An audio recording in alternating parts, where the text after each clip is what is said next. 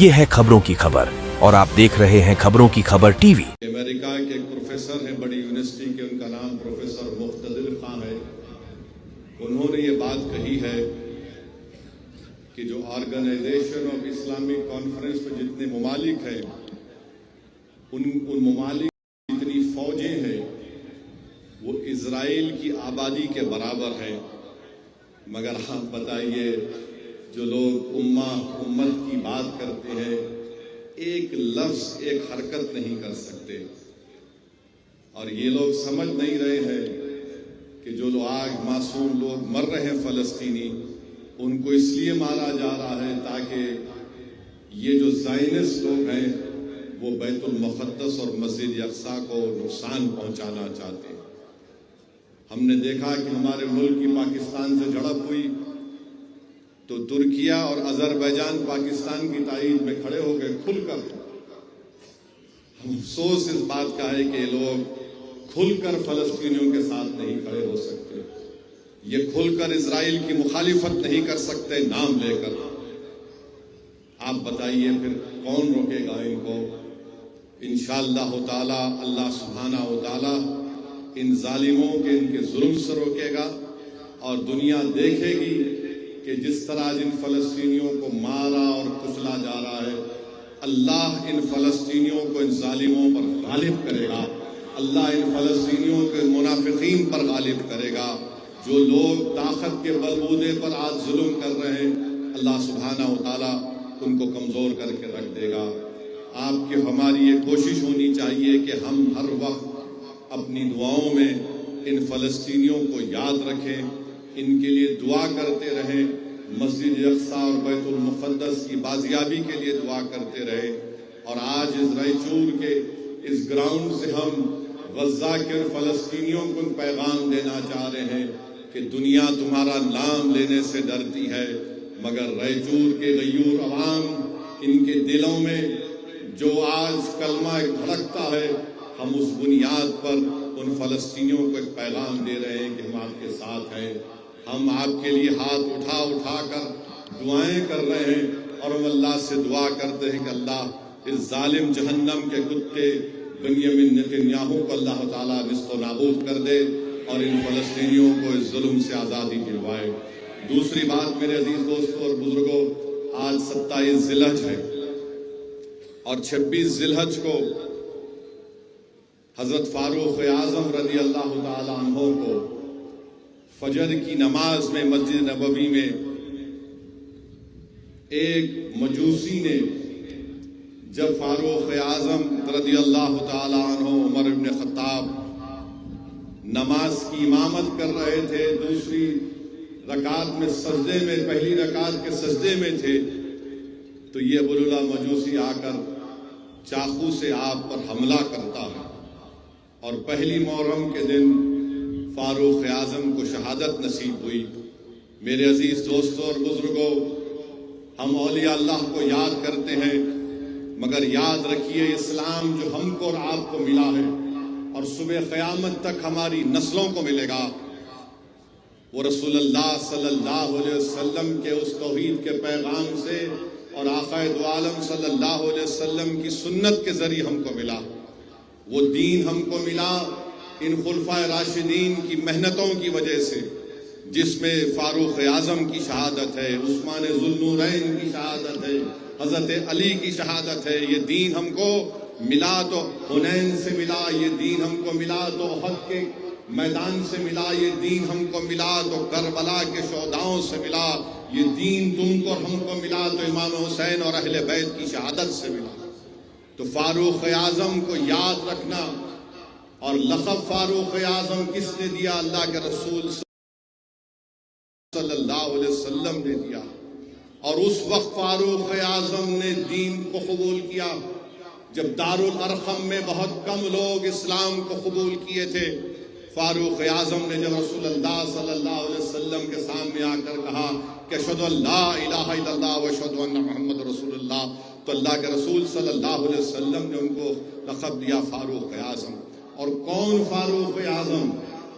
नौजवानों याद रखो, फारूक आज़म वो है جس کو اللہ کے رسول صلی اللہ علیہ وسلم نے فرمایا کہ اگر اللہ میرے بعد کسی کو نبی بھیجاتا تو فاروق اعظم ہوتے، مگر میں آخری نبی ہوں، میرے بعد کوئی نبی اور رسول نہیں ہوگا۔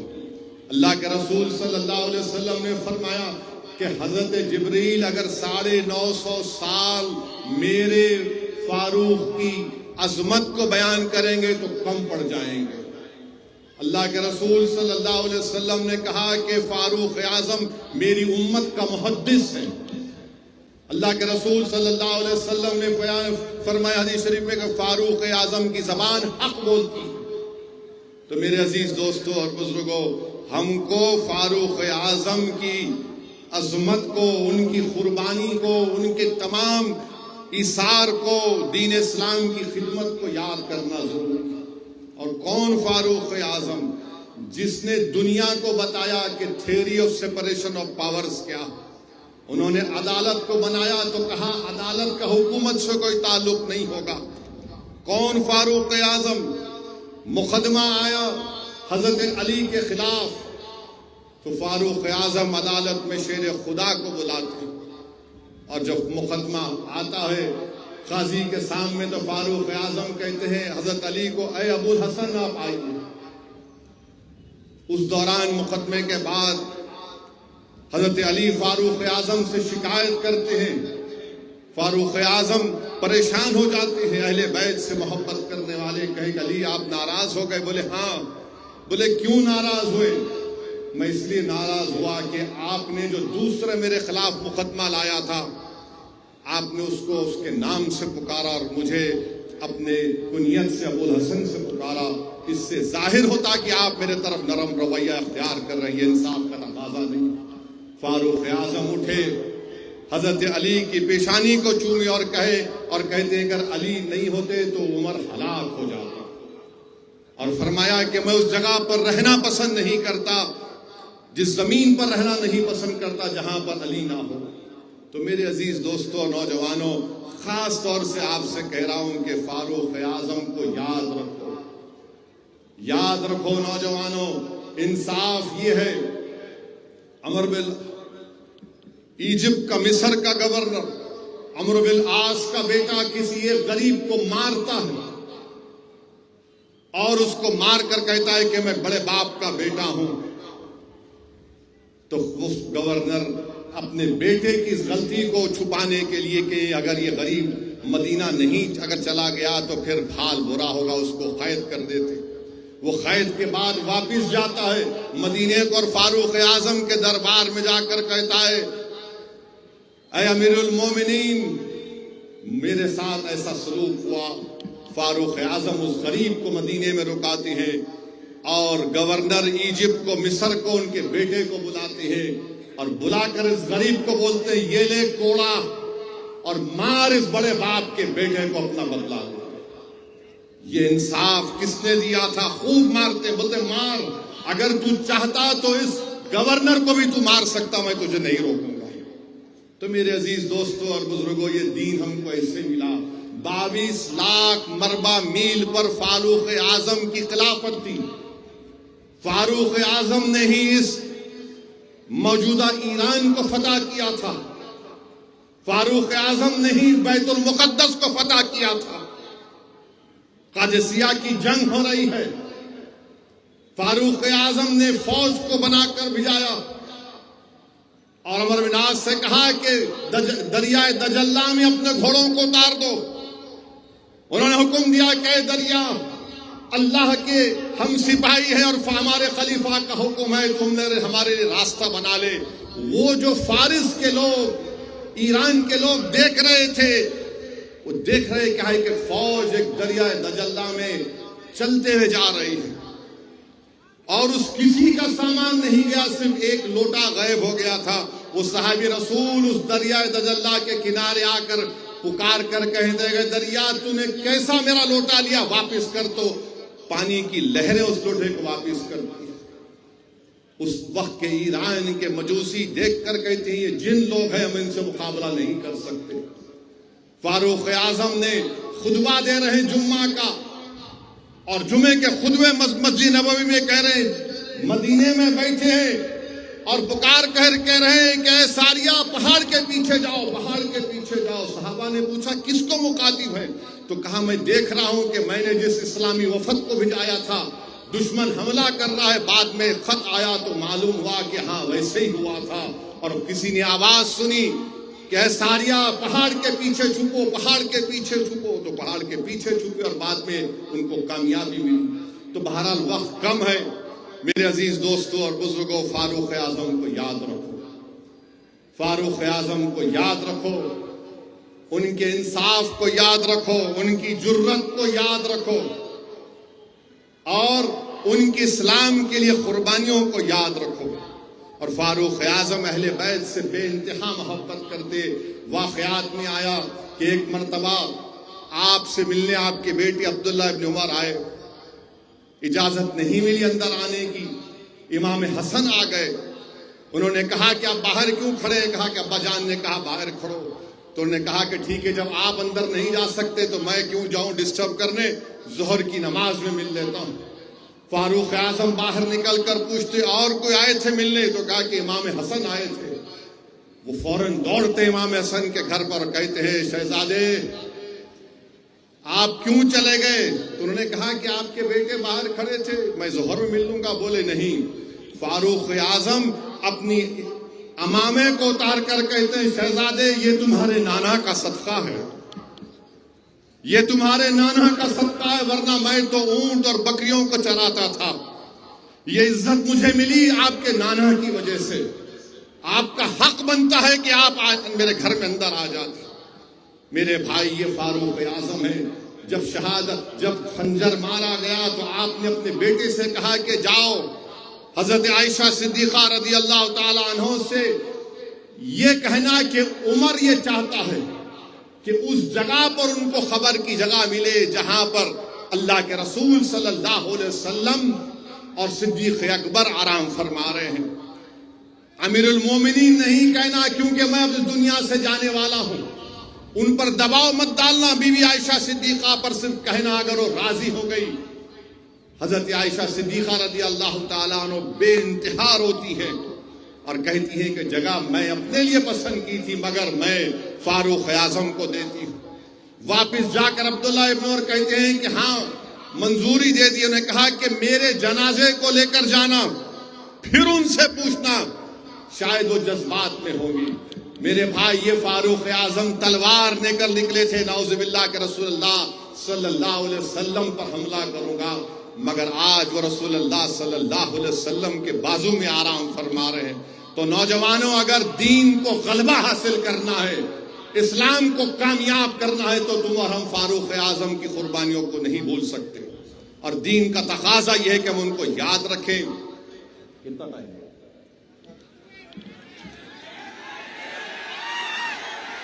4 منٹ۔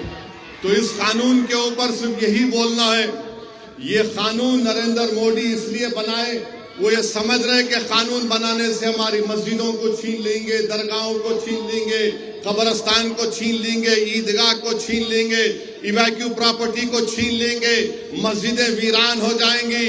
نہیں مسٹر مودی، ہم بھارت کے مسلمان ہیں، مسجدیں نہیں چھوڑیں گے، اب تو مسجدوں کو آباد کریں گے۔ جس طرح آج ہزاروں کا مجمع آج رائچور میں جمع ہوا، تم 5 وقت کی نماز ہر مسجد میں پڑھو، صرف جمعے کی نماز نہیں، اپنی مسجدوں کو آباد رکھو، اپنے خانقاہوں کو آباد رکھو۔ کوئی مائکا لال ہم سے انشاءاللہ تعالی ہماری مسجد کو نہیں چھین سکتا۔ اور جو لوگ یہ سمجھ رہے ہیں کہ مسلمانوں کو یہ قانون بنا کر ڈرایا جائے گا، ارے یاد رکھو وقف کی ایک زمین مودی یا بی جے پی حکومت ہم سے چھین نہیں سکے گی انشاءاللہ تعالی، کیونکہ تمہارا قانون کالا ہے، ہندوستان کے آئین کی دفعہ 14، 15، 25، 26، 29 کے خلاف ہے، جو چیپٹر 3 کا فنڈامنٹل رائٹ ہے۔ ہم کرناٹکا اور رائچور کے ہمارے ہندو بھائیوں کو پیغام دے رہے ہیں کہ آپ کے انڈومنٹ بورڈ میں صرف ہندو ممبر بن سکتا ہے، تو کیسے مسلمانوں کے وقف بورڈ میں غیر مسلم ممبر بن سکے گا؟ بتاؤ آپ۔ اور یہ 5 سال کا مسلمان ارے نریندر موڈی، یہ 5 سال کا مسلمان کا کیا قانون؟ بابا آدم سے لے کے اب تک ایک ہی دین رہا، وہ اسلام رہا، اور صبح قیامت تک دین وہی رہے گا۔ یہ 5 سال کا کون کرائیٹیریا طے کریں گے؟ اگر کوئی دوسرے دھرم کا آدمی دے سکتا اس میں 5 سال کا نہیں، ہم کو 5 سال کا لزوم کیسے لگایا گیا بتاؤ؟ ارے جو ایک منٹ میں لا الہ الا اللہ محمد رسول اللہ بول دیا، کلین نے، پورا کلین۔ آپ بول رہے 5 سال سرٹیفکیٹ پپا موڈی دیں گے، امت شاہ دیں گے، کون دیں گا ہمارے کو سرٹیفکیٹ؟ تمہارے سرٹیفکیٹ کی ضرورت نہیں ہے۔ یہ قانون صرف اور صرف مسجدوں کو چھیننے کے لیے لایا گیا۔ آپ کی ایک مینار مسجد ہے رائچور میں، ہے نا، 500 سال پرانی ہے۔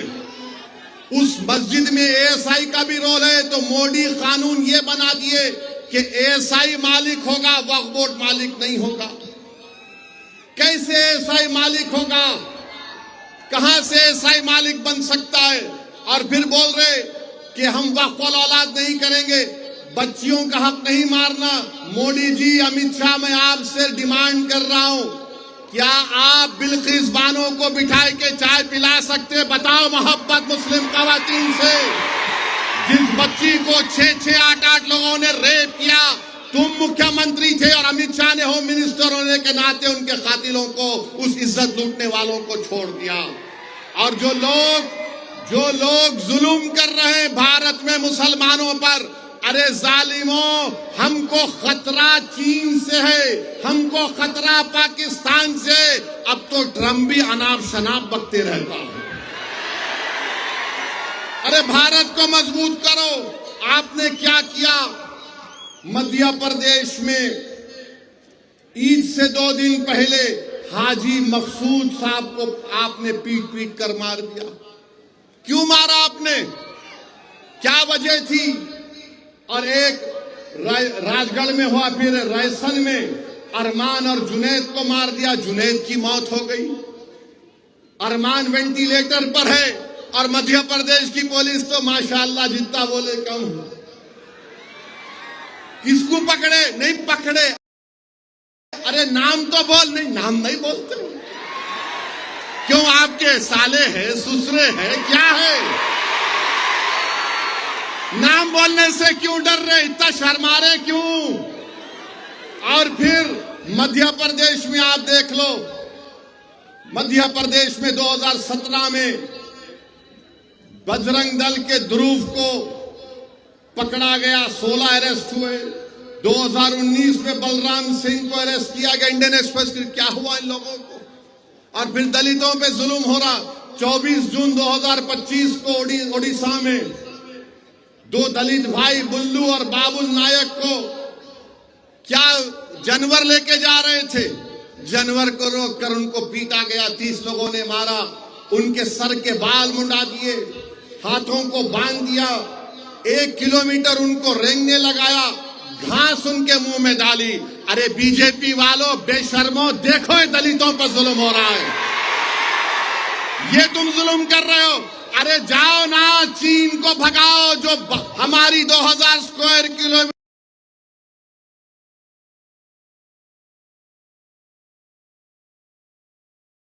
زمین پہ قبضہ کر کے بیٹھا ہے، وہاں پر جا کر ہمت دکھاؤ، ہم بھی تمہارے ساتھ آئیں گے۔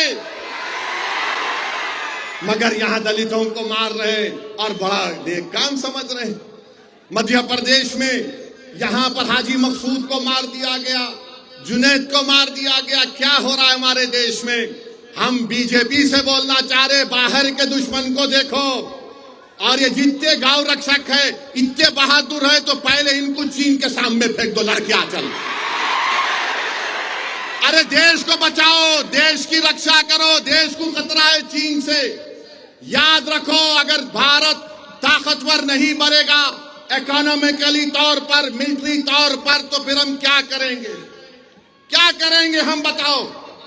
مگر یہ سمجھ نہیں رہے ہیں۔ بہرحال میرے عزیز دوستوں اور بزرگوں، میں آپ سے وعدہ کر رہا ہوں، दोबारा रायचूर को आऊंगा, आप आएंगे ना सुनने? भड़काऊ भाषण सुनने आएंगे ना? अभी क्या है, मौलाना लोग बैठे हैं, पर्सनल लॉ बोर्ड का जलसा है, तो अदब के दायरे में रह के बोलना पड़ता है। जब मजलिस का जलसा है, जो पार्टी को आइए, जब फुल टाइम T20 की बैटिंग करेंगे, तो आप इस वक्फ कानून के खिलाफ हैं। अपना सेल फोन की लाइट खोलो, पूरे सेल फोन की लाइट खोलो, ताकि कर्नाटका के बीजेपी को और दिल्ली की बीजेपी भी मालूम हो जाए कि हम वक्फ कानून को रद्द करते हैं, हम काले कानून को रद्द करते हैं।